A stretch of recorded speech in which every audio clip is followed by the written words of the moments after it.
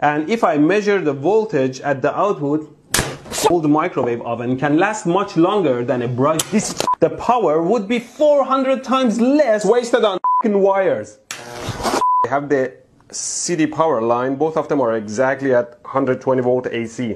Capacitor across the power supply can generate 20 volts, 150. Measuring the AC voltages at the input. Now we'll have high voltages. Obviously there's a wrong connection. To kickstart the arc. Measure the current too. It's not making a good contact. We can safely plug them in.